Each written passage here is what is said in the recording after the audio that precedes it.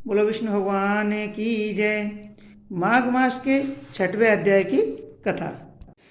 दत्तात्रेय जी बोले, यहाँ पर मैं तुमसे एक पूर्वकालीन इतिहास की कथा कहता हूँ। हे राजन, पहले सतयुग में नेषद नगर में कुबेर के सदृश धनी हेमकुंडल नामक एक वैश्य रहता था, जो कुलीन, सत्क्रिया वाला, देवता, ब्राह्मण और अग्नि का पूजन करने वाला था। वह खेती तथा विशेषकर क्रय विक्रय का व्यापार करता था और गाय, घोड़ा, भैंस आदि पशुओं के पालन में तत्पर रहता था।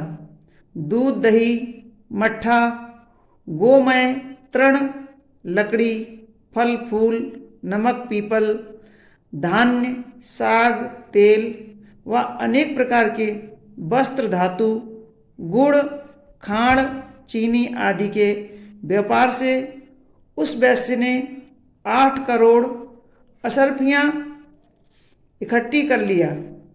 और जब उसका बुढ़ापा आया तब वह सोचने लगा कि संसार क्षणिक है। उस धन के 6ठे भाग से उसने धर्म के काम में किया।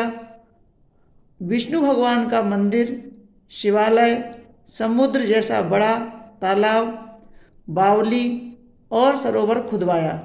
बेर, पीपल, आम, कंकोल, जामुन, नीम आदि के बाग तथा पुष्प वाटिकाएं प्रेम से लगवाया और सूर्योदय से सूर्यास्त तक वह दान करता रहता था। नगर के बाहर चारों ओर उसने सुंदर सुंदर गौशालाएं भी बनवाई। और हे राजन, पुराणों में जो प्रसिद्ध दान है उसको नित्य प्रति उस धर्मात्मा ने किया। तदंतर अपने पापों का प्रायश्चित किया कर वह देवता तथा अतिथि पूजन में लगा रहता था।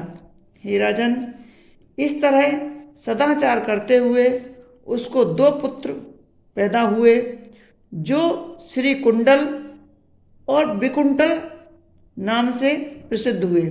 तत्पश्चात वह वैश्य लड़कों के ऊपर गृहस्थी का भार छोड़कर स्वयं तपस्या करने वन में चला गया और गोविंद की तपस्या में अपने शरीर को दुख देता हुआ अंत में विष्णु लोक को प्राप्त हुआ, जहाँ जीव शोक रहित हो जाता है।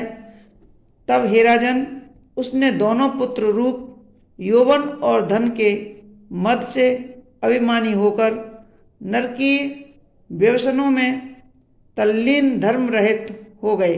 वे माता और वृद्ध मनुष्यों का वचन नहीं मानते थे, पिता के मित्रों का बहिष्कार करते थे, अधर्म के पथ पर चलकर पर स्त्री गमन करते थे। ये गीत रंग में फंसकर सदैव सैकड़ों वेश्याओं के साथ रहने लगे। खुशामदी, जुआरी, पहलवान और धूर्तों की संगति में रहते, अच्छे वस्त्र पहनकर, कस्तूरी के तिलक लगाए, मोती के हार धारण किए हुए, ये दोनों घोड़े, हाथी, रथ इत्यादि पर चढ़कर पिता के धन का अपव्यय करते हुए प्रतिदिन रति में लीन होकर अपने सुंदर घर में रहते थे।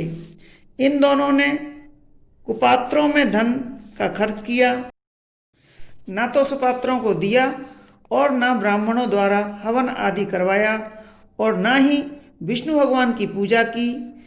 इस तरह से घोड़े थोड़े दिनों में उनका सब धन नष्ट हो गया। तब वे परम दरिद्री और दुखी हो गए। भूख प्यास से दुखी होकर शोक में पड़ गए। तब उनके पास कोई भोजन का साधन भी नहीं रहा। उनके संबंधी, बंधुजन, सेवक, उपजीवी इत्यादि सभी धन की कमी से उनको छोड़कर चले गए और नगर में उनकी बुराई होने लगी। हे राजन, तब इन दोनों ने नगर में चोरी करना प्रारंभ कर दिया और राजा तथा लोग भय से सबको ऋण से दुखी होकर नगर छोड़कर वन में रहने लगे। वहाँ पर ये मूर्ख तीक्ष्ण बाणों से पक्षियों, हिरणों, मृगों, खरगोश तथा हिंसक पशुओं को मारते थे तथा मांस भक्षण करते और बड़े बलवान भीलों के साथ सदैव शिकार करते थे। इस प्रकार दोनों पापी एक समय पर्वत पर गए। हे राजन, वहाँ उनमें से बड़े को तो शेर ने खा लिया और छोटे को सांप ने डस लिया। इस प्रकार एक ही दिन में वे दोनों मृत्यु को प्राप्त हुए। तब यमदूत उनको यमलोक में ले गए और वहाँ जाकर कहा, हे यमराज, ये दोनों महापातकी हैं, आज्ञा दीजिए कि इन दोनों पापियों को अब हम क्या करें। बोलो विष्णु भगवान की जय। तो दोस्तों, यह थी हमारी 6वें अध्याय की कथा। आगे की कथाएं हम आपको इसी तरह सुनाते रहेंगे।